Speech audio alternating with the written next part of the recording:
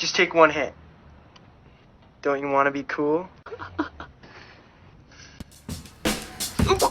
Gather round everyone. The show's about to begin. Turn on, tune in, drop out, this show's amazing. It's super lemon haze, you know them boys always blazing. Put one in the air, fill your glass and get to raising. Kirkman praising, school flag waving. Chopping up the topics as they're choking on some chronic. Scott and Eric breaking it down like 21st century prophets. Eyes glazed and minds dazed, it's knowledge they convey. Roll up and consume the super lemon haze. Super lemon haze. Going to ask you several questions. Super lemon haze. How do you feel? I feel like a slice of butter melting on top of a big old pile of flapjacks. Yeah. Super lemon haze. Super lemon motherfucking haze. Another fucking episode. We've got so much to fucking talk about today. We've got a lot of shit going on. Yeah, we actually have not talked.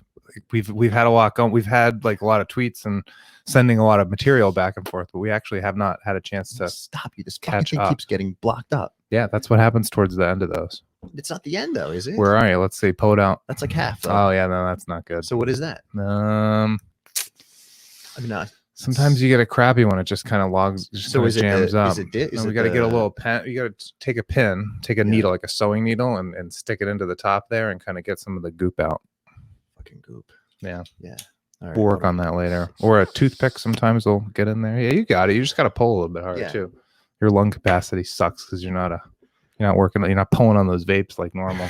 No, I've been running a lot though. You got your. Dude, I see you got your fucking 5K today. shirt on here.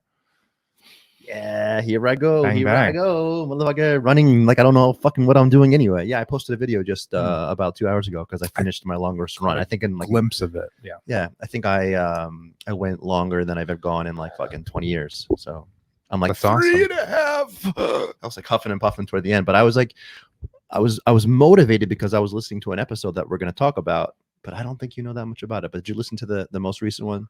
I've listened to some clips. I haven't gotten through everything, but I've also been catching up on some older things, and I'm trying to absorb as much as possible. The answer to Scott, are you absorbing shit about the Kirk Minahan and the Mincels and everybody? The answer is yes. Well, I can actually see Mark has entered the studio, but we're going to bring him in a second. But we're going to discuss it because today was a very unique episode. So he's been planning this for a long time. I think do you remember him mentioning this on our show when he was on here? And he was talking about something, and I was like, "Oh, you mean the secret episode?" Do you remember I said that? Vaguely. Anyway, yeah. So today he dropped that secret episode. So basically, it was a 48-minute movie. So he wrote a whole script, and it was fucking hilarious. So I saw some tweets referencing that. I didn't get it at the time. Okay. Got it. So it's definitely, I think it's one of those episodes because he did one of these before called The Hammer, where they pretended to be like a bad radio station because that's part of their bits.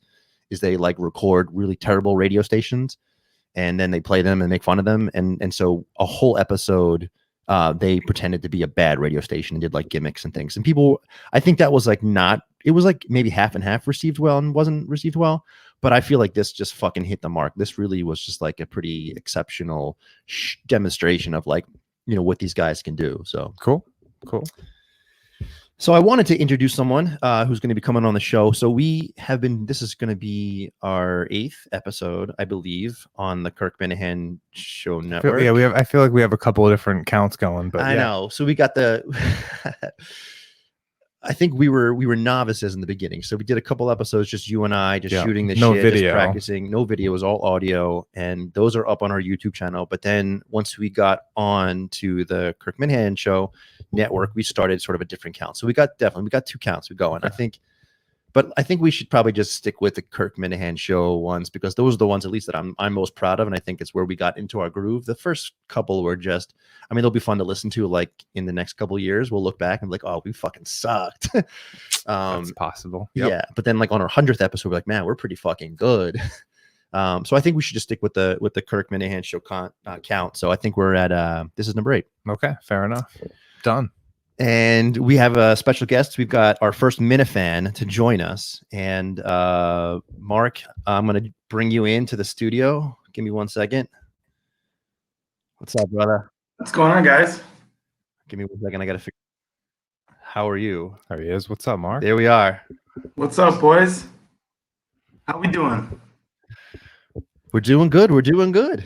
Excellent. I got to hear what you guys were talking about for a little bit there. Yeah. We usually do. I don't know. We do like a little intro. It just sort of sets up the episode. And I was just telling him how excited I was to have you on with us. And absolutely. No, did you? So you guys did you listen to the show today? Scott did. I didn't. I haven't caught up yet. I'm still behind. Yeah. So Mark, what you may have or will eventually learn is that I have been a huge fan of Kirk's for a long time, and I've listened to the show since its inception. Scott was a huge Barstool guy, and we're neighbors, so we talked about this shit all the time. We have a lot of like interest in common when it comes to the Barstool world. But he was like sort of a straight up like KFC blog person, and obviously listening to some of his content. And then I introduced him to Kirk and his podcast, so he's been trying to catch up ever since. And as you know, it's like an encyclopedia. Like it is truthfully one of those things where you just can't check in and check out. Like you have to just keep going to stay on top of what the hell's going on. It's exactly what it is. It's a show. You know what I mean? Like the guy he produces. It's amazing. I don't know how he does. I mean, it's exactly what he said he wanted to do. It seems like from the beginning, from like even like the ZEI days. Like he just wanted this whole universe. Like you guys are what you guys are. And like you had said earlier, I think that's great. I think you guys do your thing. That's what he wants. He just wants content. He wants that miniverse. Right. It's crazy. Just, I mean, again, being a little bit of an outsider, and then, but seeing what Barstool had created originally anyway, and that kind of how many different demographics and different cultures and different kind of crews they were trying to grab, and then seeing this pop up, and then talking about a miniverse inside of a fucking huge universe. It's pretty cool. It's cool. It's good. Did you listen to, or did you happen to catch the Token CEO episode of with Erica Nardini and Kirk? I think she released that. I did not. I did see some of the stuff on Twitter. Yeah. And, some of the stuff she said. She's incredible. She's amazing. Right? I mean, I have said this. I mean, to everyone that I've ever, because I'm not sure how old you are, but we're on the older side, I think, of the KMS crowd. I'm 39. Okay, yeah, so we're all in the same age boat, category. Yeah. And so a lot of my peers, I'm a little hesitant to talk about that. I love. Because I think the Barstool brand, because I've been in Boston for over 20 years, it still carries some of that stigma with it. It's just like, just like these fucking douchebags who like just have blackout parties, get wasted, show hot college crazy kids, and just like posting just like derogatory and like crazy shit online. Smoke show of the week, Exactly. And so I have a hard time discussing some of the stuff, and it's almost like I'm a closeted Barstool fan. Yeah, because like I don't. I'll be honest. I go back to the days of when Barstool was like when you would go to the website and you had to pick whether you wanted to go to Boston or the New York website. Right. Exactly. Yeah. It was all divided by cities. There was like 6 of them, and then LA was up there. That went to shit. Yeah. Chicago, LA. Yep. That's how far I go back with Barstools. So I mean, it's not even just like it's a Kirk Minahan thing. Like I just thought the marriage was great. The few times that like he had Dave on back in the day,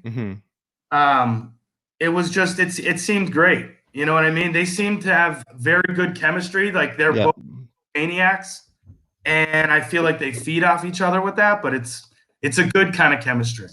Yeah, no, I agree with you 100%. I think sort of the marriage between Kirk and Barstool, and we actually did ask that question when he was here, because it's.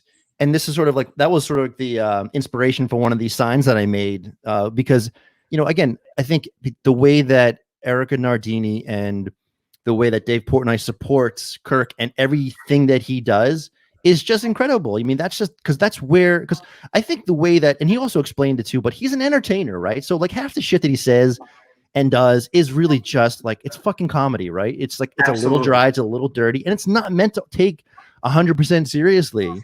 It's a show. I mean, it's in the fucking show. It's like an HBO fucking documentary. No one's like looking at fucking I don't know, No. anything on that channel and like bitching about it. Like, oh my God, your dragon's breathing fire down some native tribe. Like, no one gives a shit. No one's fucking. It's Exactly. And today showed the range. Honestly, that episode today just showed like, yeah. I mean, it's why he went. I mean, he went to California because he wanted to be a writer or something, right? Right. Yeah. He said he wanted to get into Film. he basically wanted to make films. I mean, you could just tell Yeah. by what his interests are when people, because he fucking talks about it all the time, all those fucking movies. And he is like a library of that shit. Like, he doesn't fucking miss a detail. He is. That is actually phenomenal how he knows like best supporting actor. Fucking Yeah, like 1987. Like, yeah, he did that the other day. Out of here, dude. The movie references are crazy. He's Yeah. always It's got insane. an amazing top 5. Yeah, It's sick. Yeah.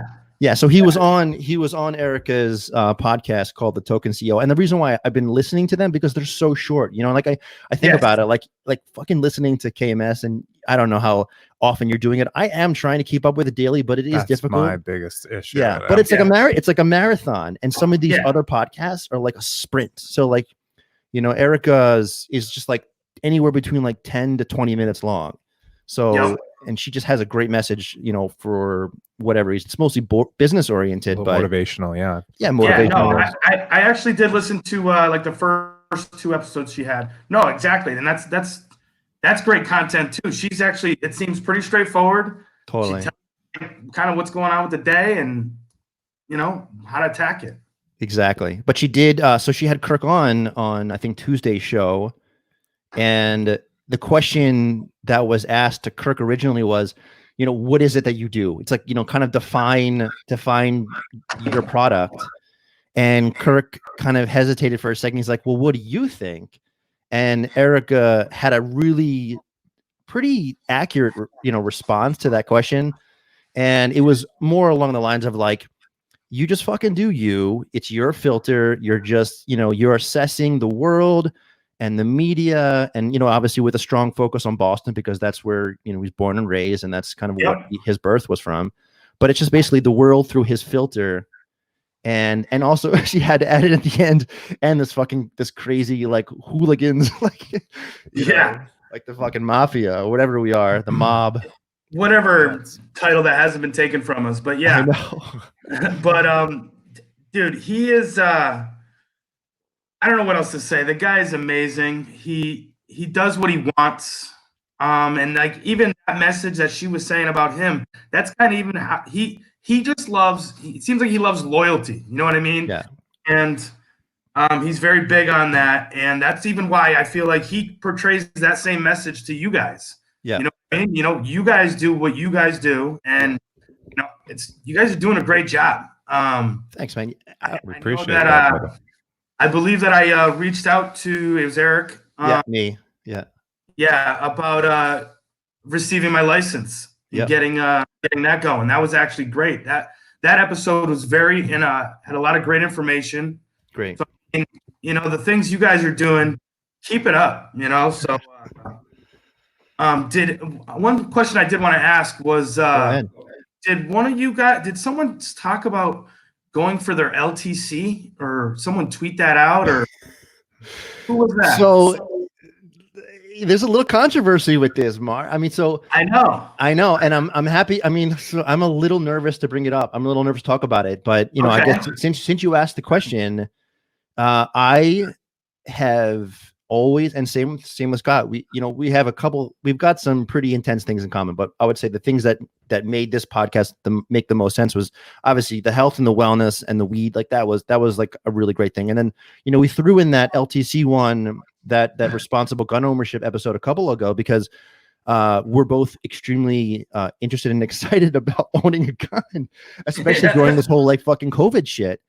Yeah. And you know, that was part of that episode that we released with my boy Francis. And, you know, we were talking a lot about just like they're fucking releasing prisoners like left and right. Like they're like, oh, we don't give a shit that they're in jail for fucking a lot to be concerned about, rape and stealing and shooting people. We're just gonna fucking let them go because we're afraid they're gonna get a cold or something, you know? Yeah. But to your point, and this is where I was just, I mean, I'll fucking say it, but like I had no fucking idea that it was against the federal law to consume marijuana or cannabis, even if you have a medical card and it's legal in your state. See, I completely missed that small detail. And so, you know, I was so excited because, like, I don't know if you heard, but like 2 weekends ago, I took that safety course. Yeah. And, you know, I'm happy that I took it either way. You know, it was a lot of information that I didn't know. Take regardless, no matter what. Yeah, the information's good. But then last week I was like, Scott, man, I'm so excited because now I'm going to fill out the application. I'm going to submit it. And, like, you know, I know some people here in the force on the town that we live. So I was getting all the information and the ins and outs. And then, but obviously they don't know about this show. It's a little bit on the, you know, it's on the DL. Yeah. It's out there. I mean, who knows? Yeah. They might know. It's true. So, but I didn't know, and he texts me a screenshot of like some of the rules from, like, you know, .gov websites, and he's like, "Did you know about this?" I'm like, "Of course I didn't fucking know about this. I'm a weed doctor. I'm not a gun. I don't know about. I'm not a gun expert. I'm a weed doctor. God damn it!" On my side of the fucking phone, I was fuming mad. Oh, dude! I thought it like fucking threw a wrench. So is that what you were gonna say? So that's I'm glad you were. Well, no, I'm glad you came prepared about this, Mark. This is a good move. Nice work. Well done, sir. Well done, sir. So at least, so I'm curious to know, though. I'm sorry, Mark. I know I step on people's toes. Did you want to say something? Where do you stand with gun ownership? Are you someone who has or had, or what's your status? If you're comfortable in sharing, I don't. No, totally comfortable sharing.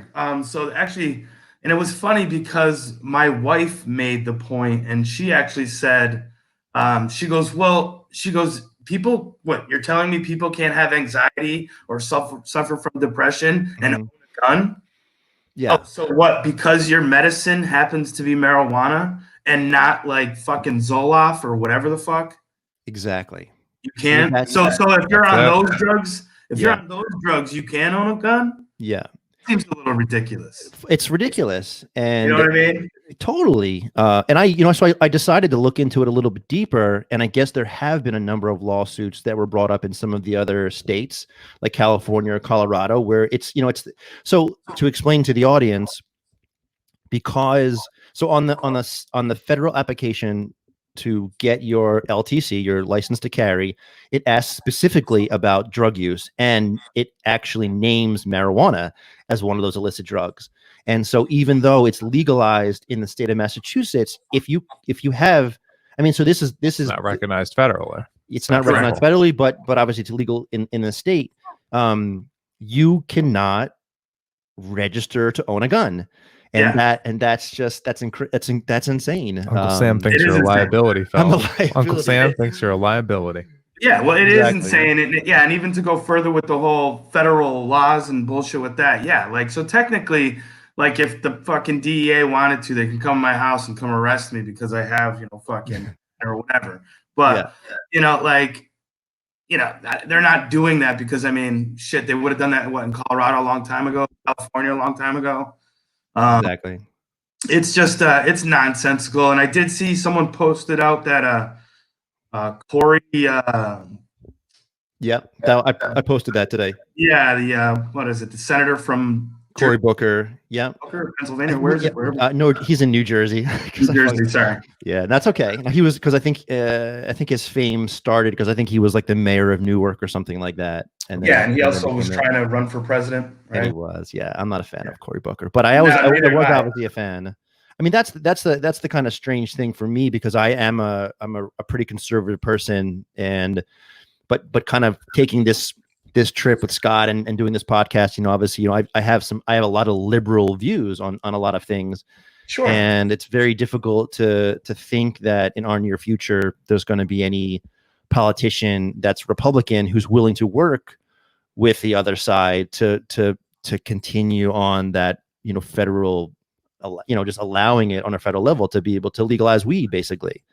I think once you get into that conversation, I think your issue becomes, it's big pharma. Pharmaceuticals just don't want, I think, marijuana out there to be, the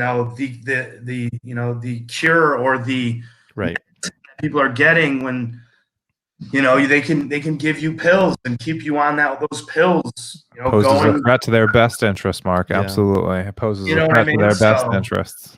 Exactly. There's not money that way. Although, the thing with the also, again, just to follow up with your tweets, I'm trying, I man. appreciate No, that. no, This is I mean, good. No, this you're- is good for keeping us straight on these. Yeah, This is No, excellent. Mark- absolutely. And with the High Times buying the buying up the market over there in Cali, that seems. I don't know what that does. I don't know if that's good or bad. Does that create a flood in the market? Can they drive the price down? I mean, what does that do? I don't know what that looks like. I actually think, for what it's worth, Go ahead. I think it's somewhat of a good thing. I mean, you don't want to see too much of that, right? Because you don't want to see like monopolies popping up all over the Correct. place. But the problem with what's going to make a real, like, a solid sort of weed business, so to speak, is you got to have like all three things, right? You got to be able to grow, you got to be able to do the retail stuff, and then you need the product management too. Correct. You got, as Eric picks up a fucking vape and starts ripping it, like marketing that product, making those vapes, that's like a division, right? Growing plants, that's a division. Oh, and then having there we go. And then having a dispensary where you're actually selling everything, like a retail store, that's a completely different business. Yep. If you watch these videos from Michael Dundas, the guy that owns Sierra, you know, he talks about how you really have to have all three of those pieces down. So you actually own three different businesses. So what happens is a company like a High Times comes in and kind of buys up all this shit. They have the ability and the funding to really stand up all three of those pieces of business, right? So what you're hoping there, what I hope in all of that is that them buying up a bunch of stuff paid off a bunch of guys that were awesome growers, right? And maybe gives them like a 401k or some insurance or something, because now they're part of a big company, right? So make a real career out of it almost. Exactly. You know They what were I mean? like, they were growing on their own, probably trying to figure things out. Now they're bought up and they're part of this bigger machine that, you know, again, you could say like, oh, you know, and you still have to be from worried about it getting too big and turning into something like that. Of course. But I think this is kind of like one of those steps. Like if you watch this guy from Sierra Naturals locally and you hear his little story, I think he's just recently gotten some funding or has bigger investors now, conglomerate type companies. And I think it's a good thing, because you're basically, like niche folks are getting paid off and getting stable, part of a bigger business. That's excellent. Yeah, no, like it's even like, I don't know what's around you guys.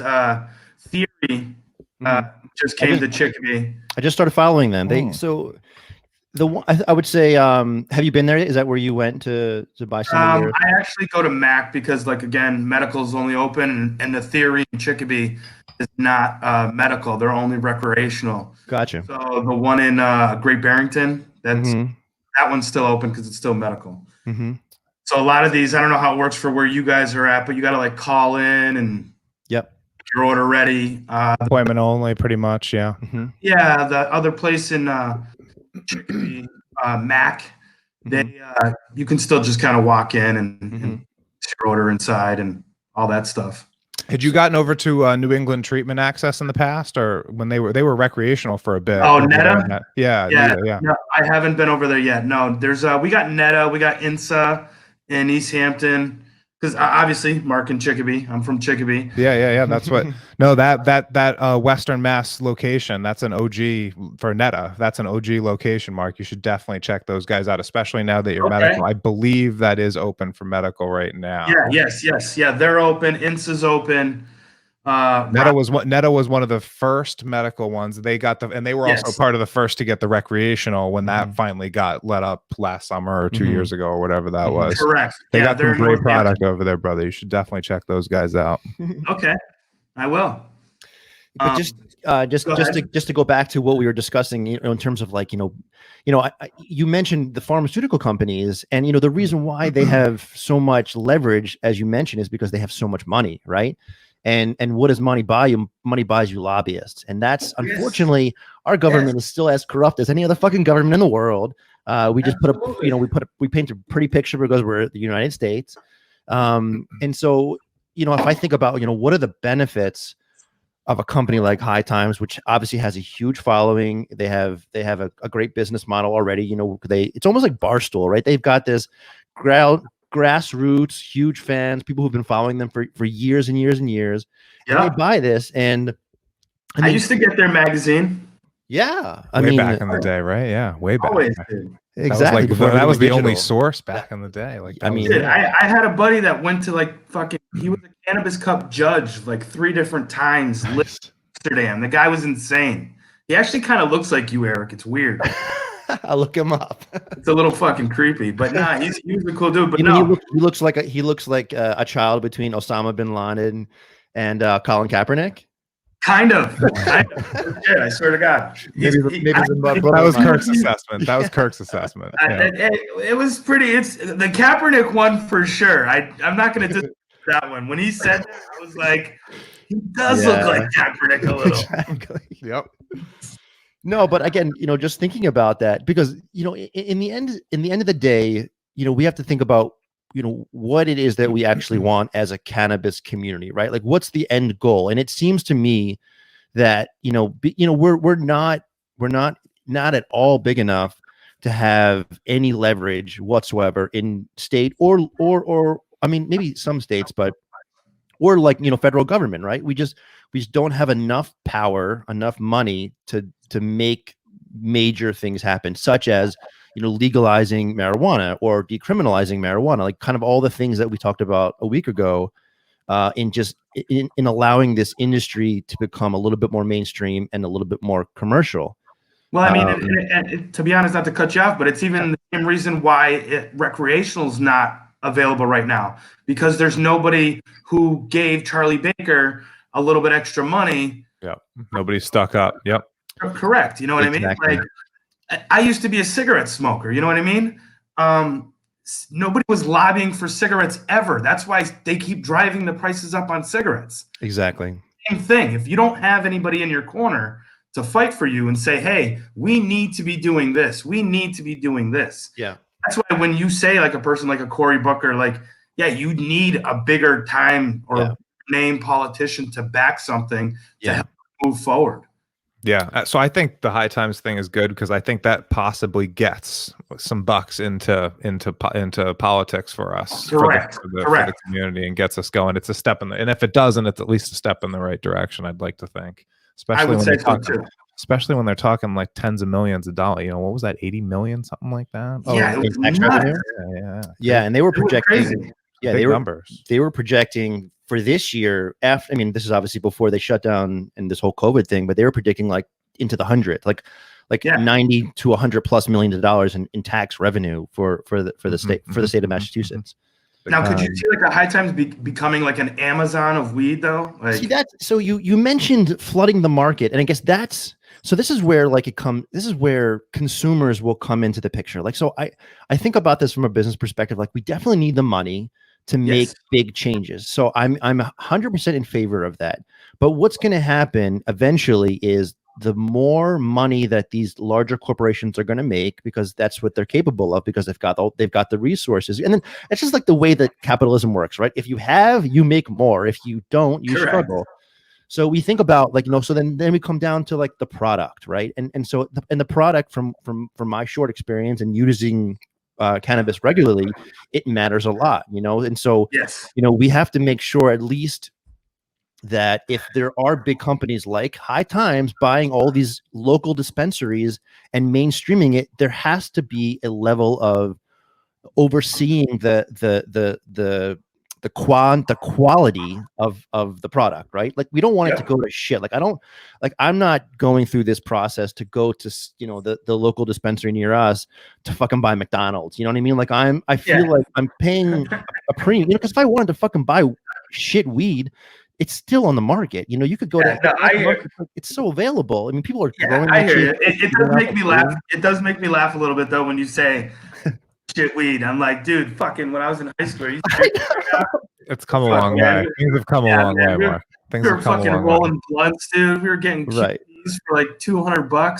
you serious? Yeah, brickweed, bro. Yeah, dude, nobody's seen brickweed. Nobody's seen brickweed in a long time. No. I did see brickweed I saw brickweed in Jamaica in 2008.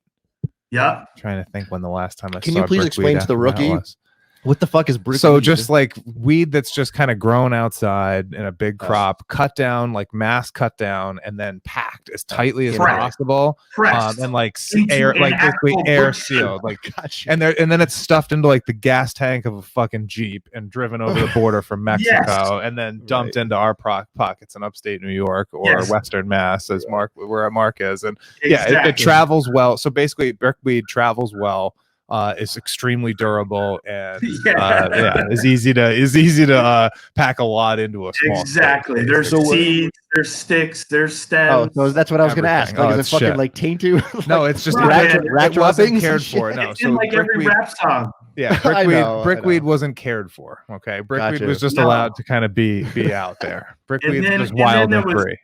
Yeah, and then there was mid grades, and then hydro, and you know what I mean, like nugs. You know what I mean? Like that's how it started off, and then Right. eventually it got to a point where we are today.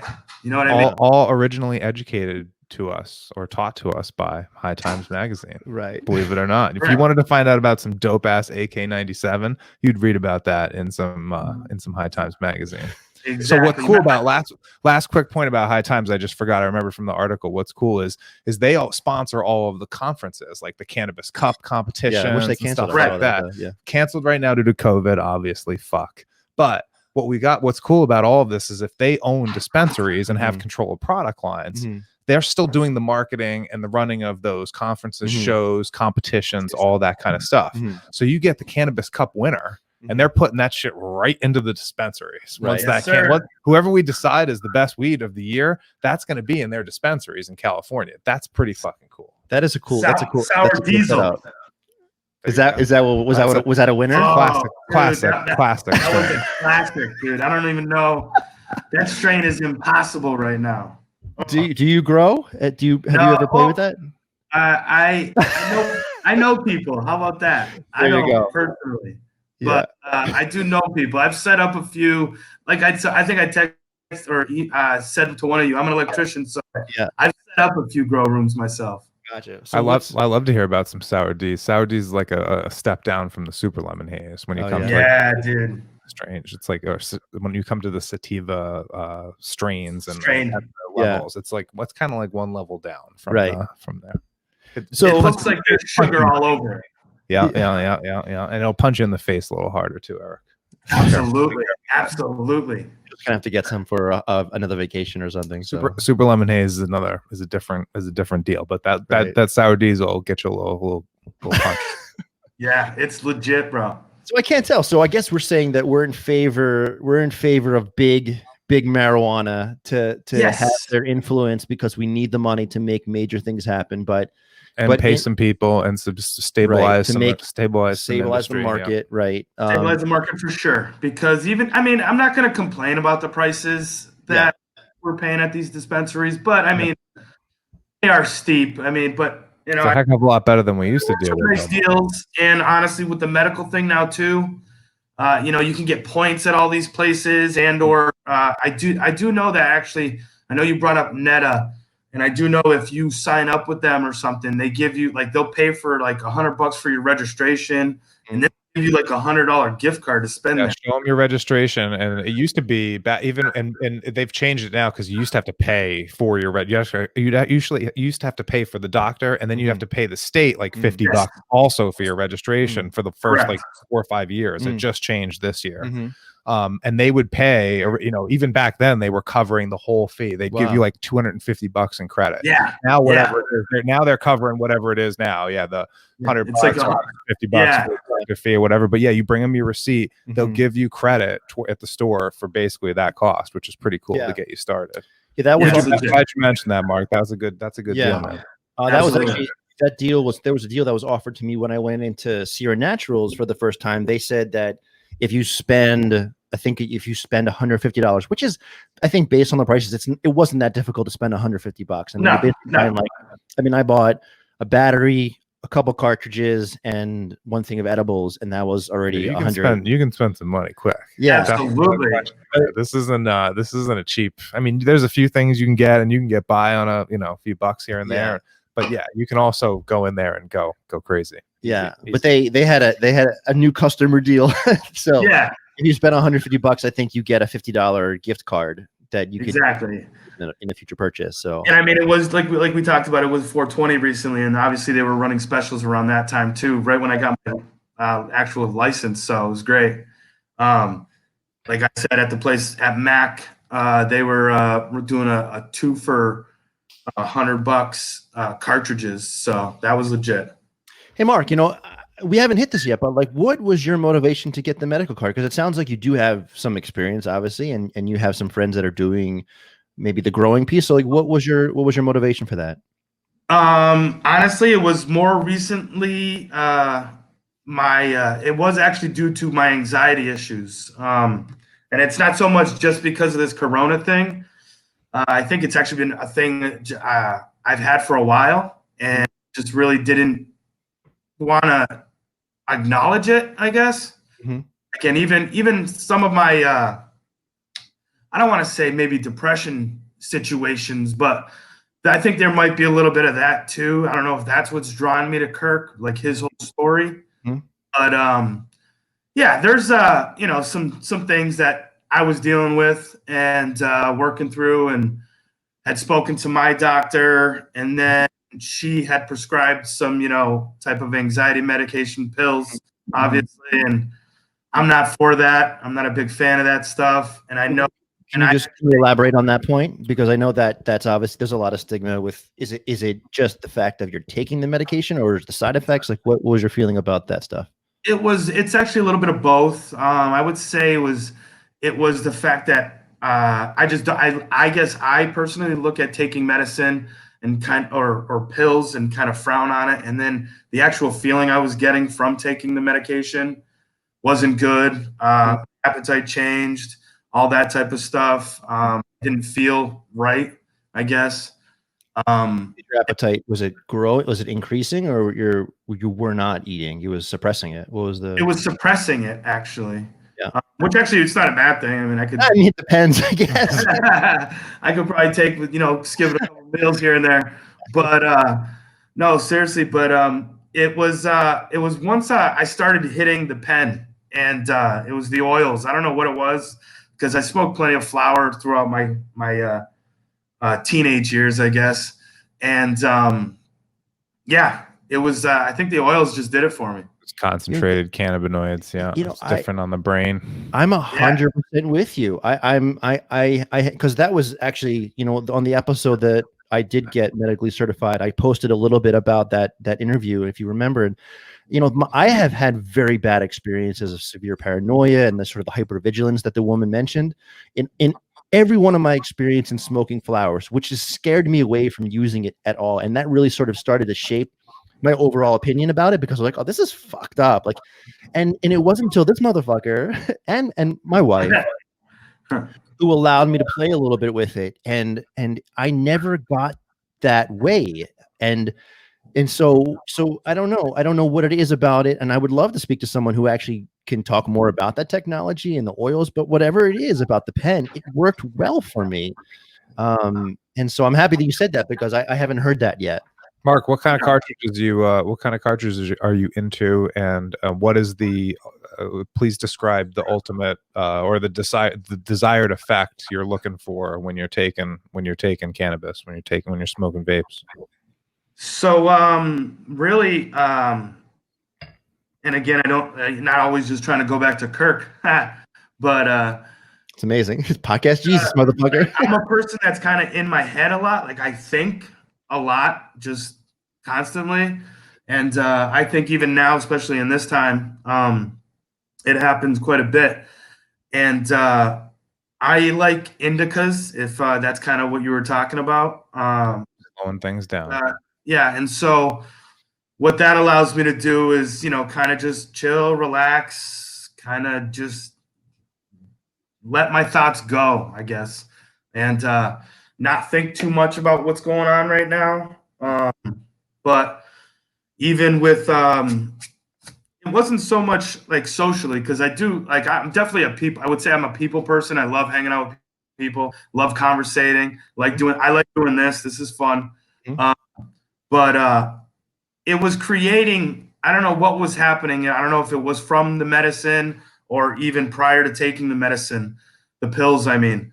And but it was creating a lot of just anxiety issues for myself, and these oils seem to be solving it. So that's kind of how I go about it. This nice oil I got in here right now is Punch Breath, It's I think it's Purple Punch and Grandpa's Breath together. So Very in purple stuff. Yeah. Old school indicas. Yeah. Cool. So I was gonna ask if you had any cushes you see in cushes or blueberries and things like that for indicas in those stores. Usually that's what we're getting these days, right?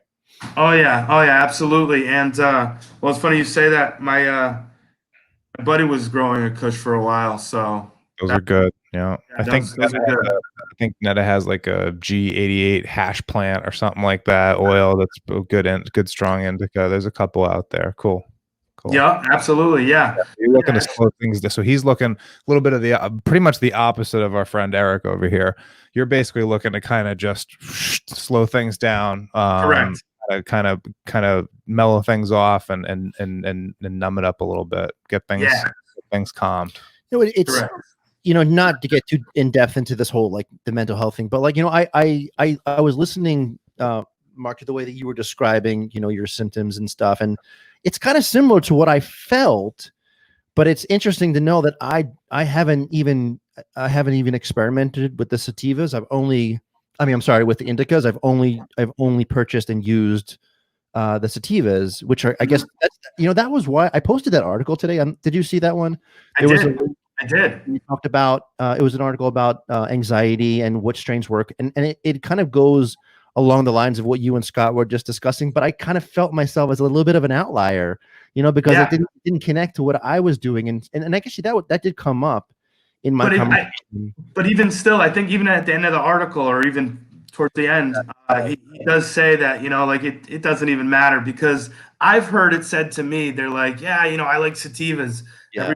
My buddies are like, I want sativas because you get more of the weed effect, that body high or whatever. Yeah. The euphoria. And so I don't know. I guess I'm opposite of that. It seems, but I still feel kind of like, I don't know, that way too. Yeah. No, there's you know what I mean?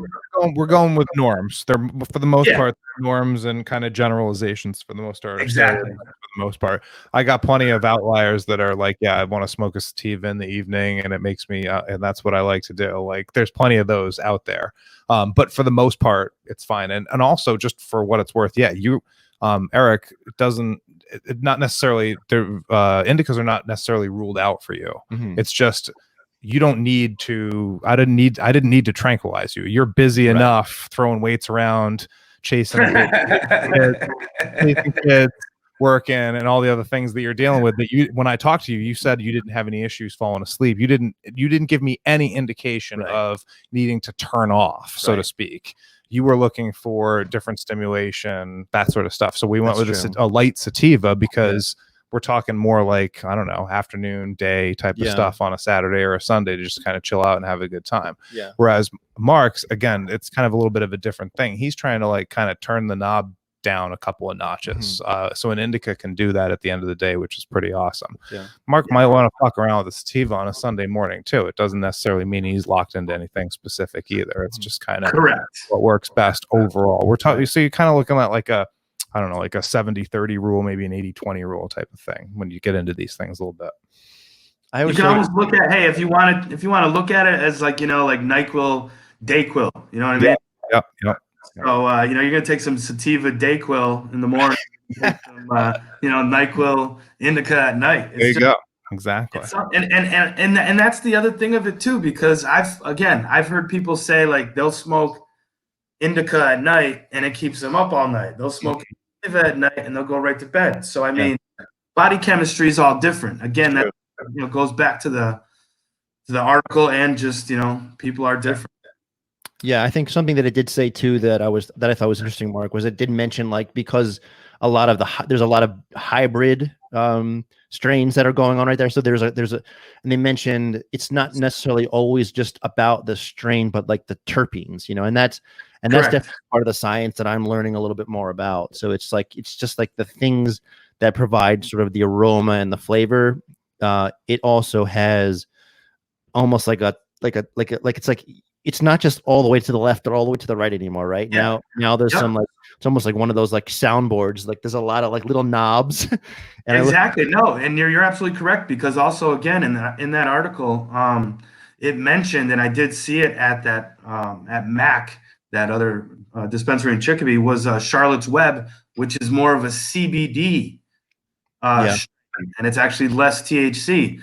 So I'm actually gonna, maybe fox with that a little bit and just test that out, see how that works. Yeah, I wouldn't be surprised if you love that actually, or a 1-to-1 if they have one of those like 1-to-1 strains too out there. Yep. It's like 15%, like 15% THC, but like 8% CBD or something like that, which is like 4 times the usual CBD and like a more of a psychotic weed that a strain that you'd smoke. So yeah, correct. Good So catch. there's a lot of options. That's why, again, we talked about it even earlier, boys, and you know what I mean. When it comes to this plant, you know what I mean. It's so amazing. Yeah. It has so many capabilities and possibilities that it just doesn't make sense. You know what I mean? It was like a prohibition that happened, and they just never came back from it. Yeah, and that's something that I've read a lot about too. Is how prohibition, it never works for anything. It doesn't work because you're going to prohibit people from doing something, and in this country, I mean, people are just going to fucking do it anyway, right? But they're going to do it in a way that's not controlled. It's not going to be necessarily safe. It's not going to help the matter. It's people are just going to do their own fucking thing, like just fucking going to the malls and buying fucking weed in the parking lot. Like it's just like so. It's, well, I mean, look what happened. What was it, today in Michigan? Like people were walking into the Capitol building with guns. Like people, I didn't see that.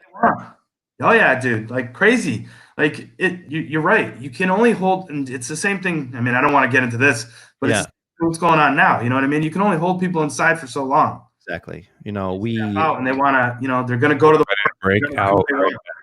Yeah. It's amazing because I do think that it is a state by state thing right now, and I think, I don't know, man. Like every time I listen to my governor, our governor, I should say, Governor Baker, I don't like anything that's coming out of his mouth right now. And I know he's got the right.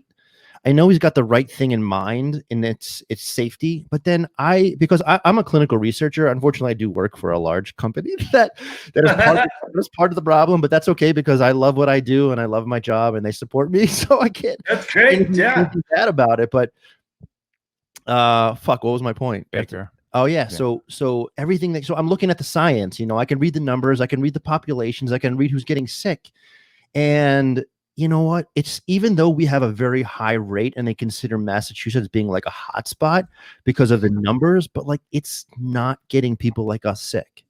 It's not getting my kids sick or Scott's. It's do you have little ones? Oh yeah, I got 3 kids. Congratulations, man. Mazel tov. Thank you. But, I know, but it's only getting. Unfortunately, this is our parents and grandparents' population, but like it's really an old person's disease. Not to say that we aren't able to contract it and feel symptoms from it, but just based on all of the numbers. And if you think about it now, we've got a pretty large fucking population size. 1 million people. 1 million people in the world have contracted this. So we're not talking like a small, like 45-person study. This is 1 million people. And the numbers aren't budging. It's just it's actually every time that they recalculate and add more data, because they're doing this on a daily basis. Yep. It's only reinforcing that they're keeping us from doing our thing because one population is getting extremely sick from it. And that's, I mean, I don't know how to, and this is the first time, obviously, in modern time, I don't know what it fucking was like in like 1918 with the Spanish flu. Everyone was talking about this fucking Spanish flu, but like in today, modern time, I feel like we're the ones that are fine. We're okay.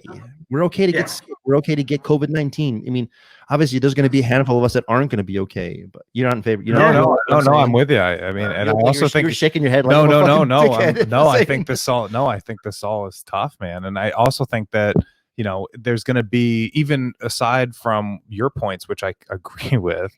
We're going to get to this point where those curve numbers, those official curve numbers, like there's not going to be a rising case in Massachusetts after another, I think within the next like 2 weeks, they're saying that's going to stave off. You're already hearing about cases, about hospitals all over that have like, not a rising case. There's still people in the beds. There's still people on ventilators, still people getting treatment, but there's still an influx of people. There's still a worry about wave 2. That's a whole concern. But but yeah, I mean, it's interesting to see how everybody's going to open up. People are going to get like, you have a real good chance of being on the wrong fucking side of history trying to open up this country over the next 2 months. I mean, I fucking hate to say it, but like, you know, so say for example, they just decide to do this like soft open. And tell me if I'm crazy, Mark, but like, so hold on before you even go any further, just real quick. Let me tell you this. Oh, my wife is a small business owner. She's a hairstylist. So let me know how that works. exactly. Right. It doesn't. I mean, I you know what I mean? What did she just get extensions? And she's like, you know, why? So was it Georgia that was opening up their like tattoo parlors and salons and things like that? yeah. And there was like a newscast that showed one of the salon he had like a full like bodysuit cutting someone's hair. I don't know, dude, who's gonna do that? That's insane. In Maine, everything's fully open, or at least they'll have like not fully open. I shouldn't say that's the wrong way to say it, but in Maine, we have a place up for the summer that we go up for the summer, and salons, restaurants, all kind of getting opened up slowly, and kind of, I mean, they'll have to abide by some rules that I don't know how those actually get enforced or how that actually goes down, but they're all opening up May 15th and then May 30th. And then there's like the staggered plan to basically start opening up because they can't have hairstylists out of work any longer. It's crazy, man. I don't even know how do you do restaurants? Like, how can you tell a restaurant, like a small little towny restaurant, right? It has maybe like 15 booths in it. Yeah. And you tell them they could only have half the people in there. They got to take out half the booths. It's funny you say this though, Mark, because I almost feel like, I mean, we come from we're in a small town, but it's almost like the local restaurants, because of the people who have been here so long, they are going out of their way to make sure that some of these places are not going out of business. I almost feel, and I wonder this, I mean, again, we'll never, at some point they will study all this shit, right? And they'll figure out in the future, epidemics or pandemics, what they're going to have to do. But a lot of the larger chains are the ones that are closing and putting some out of work. So like there's a couple Starbucks closed around me. Exactly. We talked about that too. Exactly. I mean, obviously those are lower wage individuals, and most of them probably are depending on that for a livelihood. But either way, I mean, income is income. So if you're fucking losing like $500 a month or fucking $5,000 a month, it's still a fucking effect, one way or the other. But what I was going to say, and tell me if you think this is crazy, but like just along the lines of what I was saying, if it's an aging disease, right? So if it's people that are in their late 70s to early 80s or beyond that are suffering the most, what if we just told those people to stay home and they let us all like out? And then there's cops, because right now, as you know, there are people in towns that are making it mandatory to wear a mask, right? Chicopee's one of them. When if a cop goes up to an older person and looks at his ID and says he's like 85, like, I'm sorry, Mr. Johnson, you got to go back home. You got to go home. Get back in. Well, seriously, no, I'm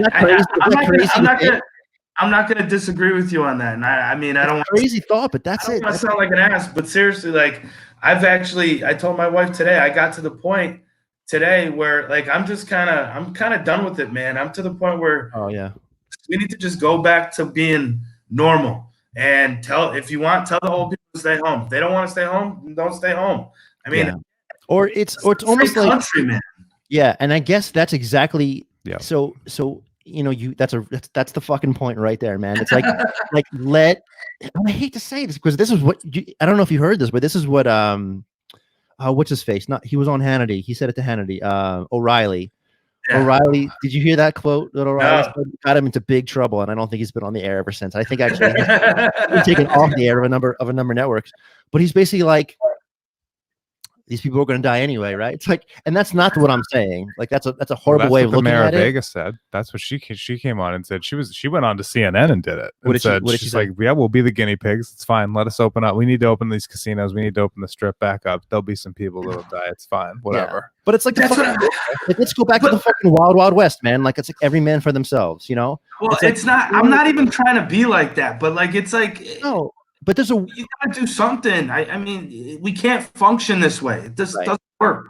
Right. But what I'm saying, and again, this is where the public health person in me gets confused because there's a huge economical disparity in this. So if I said like, let's open up Newton, right? Like let's open up Newton, Massachusetts. I guarantee you everyone's going to be fine because everyone's going to be responsible. Everyone's going to wear the fucking masks and their gloves. They're going to drive in their own individual cars. They're going to only, if they go into a restaurant and they want to spend their money, and if they see like the restaurant's too crowded, guess what? They're just going to turn around and go back to the fucking Olive Garden. Exactly. Whatever, right? But the disparity piece comes into play when you talk about like fucking Dorchester, right? Where the mayor, Mayor Walsh, that was his motivation for fucking putting that that curfew in place. Yes. Because it's a different group. I agree. No, I agree. That group didn't give a fuck. They're just like hanging out the fucking courts, and they're hanging out at each other's homes, and they're all fucking like hanging out. Well, I mean, you were saying it like a pandemic. Like, I mean, Holyoke, that Holyoke Soldiers Home. Oh, that's so sad. That died, dude. Like that. Yeah. Fucking hate seeing that. Brutal. It's the worst, bro. And honestly, that is a place that's a low economic place. Yeah. And there was a lady that was interviewed there, and she said they didn't have proper PPE, and they didn't have enough staff, and staff was going from one room to another room, and they're just moving patients around, and that shit just spread like wildfire. And exactly. It's just it's them old people. Unfortunately, it sucks, dude. Yeah. My mother stopped by earlier today, but she had gloves and a mask on, and I'm like, hey, protect yourself, I guess. Be careful. That's it. Exactly. Though in Maine, they're doing on June 1st, they go up to 50 people gatherings. They can have 50 people in a room. So I guess that's going to help the restaurants to that point, right? But they still have to impose. I mean, there was a pretty bold statement in there that said like they will need to still impose distancing and health measures. So what's the permits look like that? Like what are the health and safety permits turn into? Yeah, correct. And now is that another money grab? Is that another money grab? You know what I mean? Right. Yeah, and that's where a lot of this affects me because again, I'm a small government guy, and I have failed. I mean, I think Governor Baker, I voted for him first round, man. I was a fan. I was a big time fan, and I have not enjoyed his second term at all. There's not a single thing that he's done ever since the vape ban, and I wasn't. Absolutely. No, but see, what I found funny too, you say Baker, right? Why did he come out? Like, I found it funny. He came out at the beginning of this week, like getting ahead of it, saying, hey, we're pushing it back to the 18th. And then everybody else, all the other states were like, you know what? We're going to open up. We're going to open up. Open up. He was like trying to be like that douchey Democrat, just get out in front of it real quick. Exactly. And I mean, it's hard not to think he has aspirations because once you're the fucking governor, there's only one other place to go after this. And you know where that is, right? So he's clearly has his sights on like 2024. Of course. And I mean, like my in-laws being a Republican governor in a blue state is the Romney blueprint, and he almost made it. So that's the Romney blueprint. Just gotta do it better than Romney did. But Romney was a robot. And he's fucking miserable, and I couldn't stand him. But Baker's got a little bit of a charm, but he also has the business background, so he's got a lot more skill, and he's a much more sellable. Why does he reminds me of like Roger Goodell? When I look. Oh my god, that's what you said. Exactly.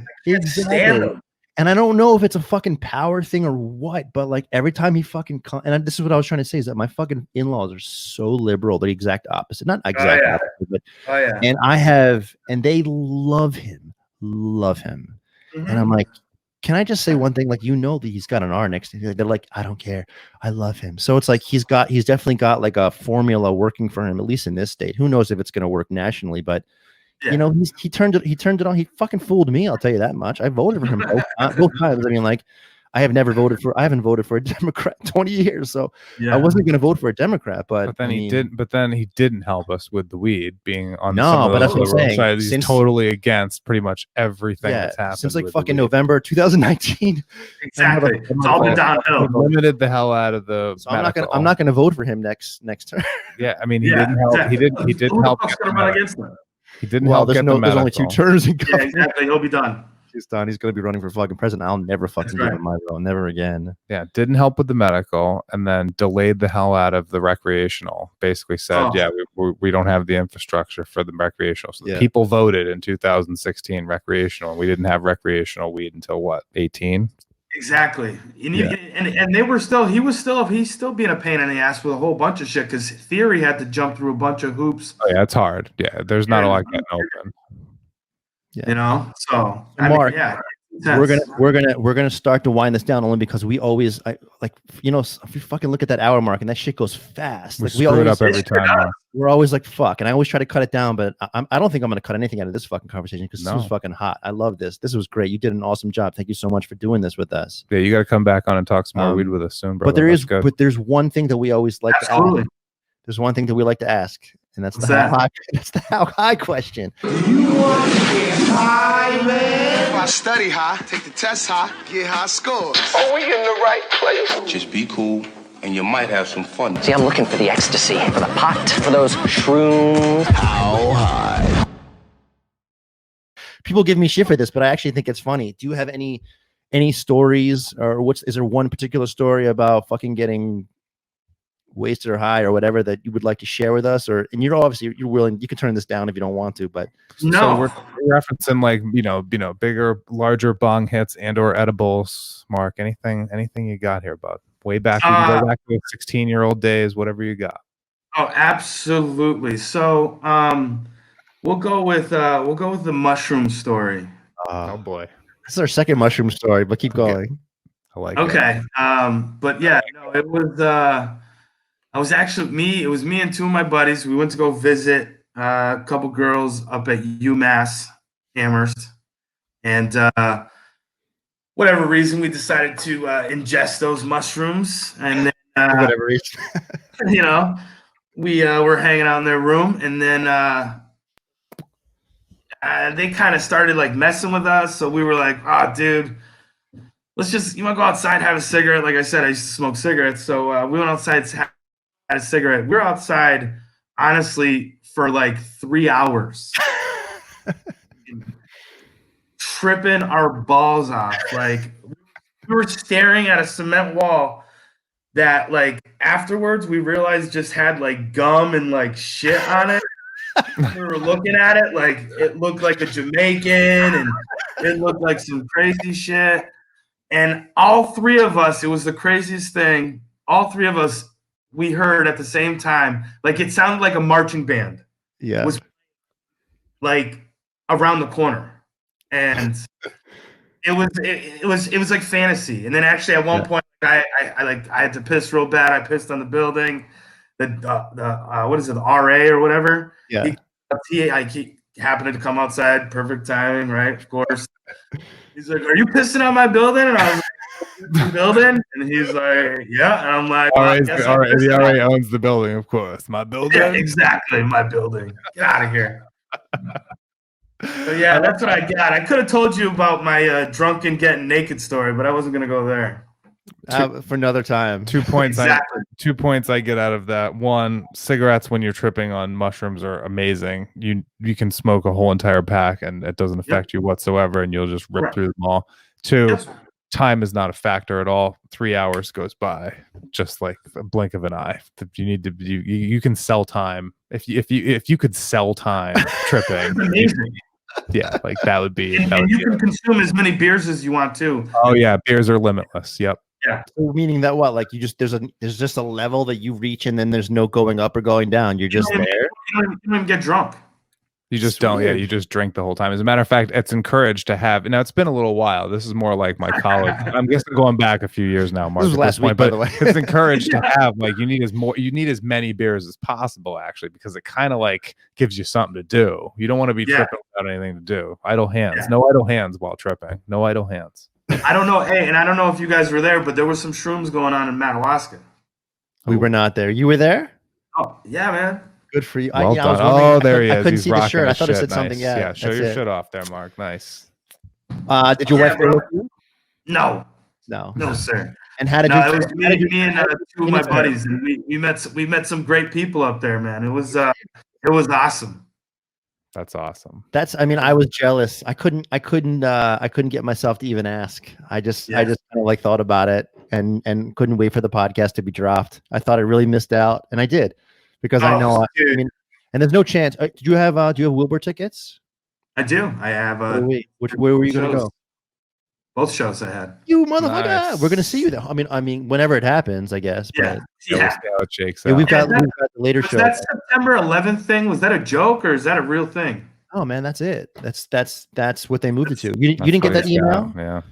No. Should have been sent to you from, like, I don't know. You must have got it on Ticketmaster, right? Let's get it from Ticketmaster. I bet you if I go on there.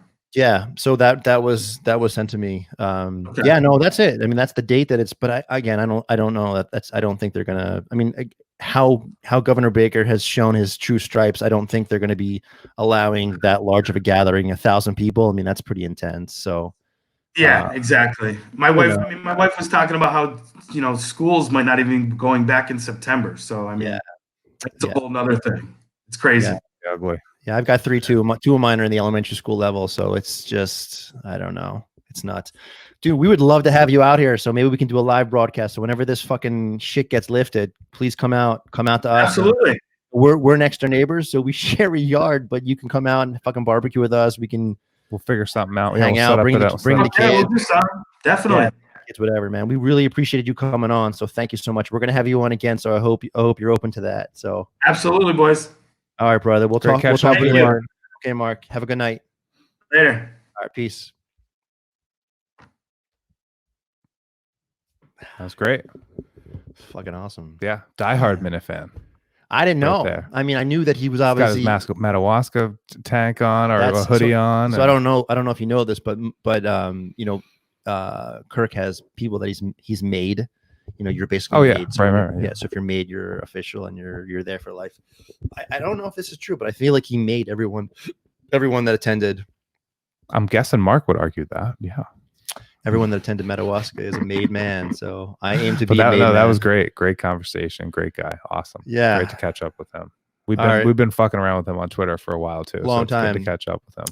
Yeah, I was trying to think. I think he's literally our biggest fan. And I was trying to think, man, if we actually have fans now, can we name them? He's one of our boys. Let's put it that way. Yeah. So we have a few. Yeah. I mean, we only have like 5 that we could say like that are our boys out there. But yeah, he's one of them. He's definitely one of our biggest supports. But can I name our fans or no? Like they're calling like Blind Mike's like the gearheads. Should I just shut the fuck up and just hang up on this thing? No, I don't think you should hang up on this. Yeah, we can figure out something. I mean, just don't think of it as long as it's not dorky like How High. I think. Oh, it's so fucking dorky. I was gonna call them like the Lemon Heads. Well, I don't think that's gonna work. That's horrible. That's horrible. You're gonna get us beat up or something. I know. We're probably gonna get beat up. No one listens to this anyway, right? So we're good. That's fair. All right, guys. Peace. Thanks, guys. Thanks for staying on. Talk to you later. Super Lemon Haze. Super Lemon Haze. Super Lemon Haze. What is this? Is it over? We're running out of time. I don't want to hear your excuses. No, it's not fair. Where'd all the finals go?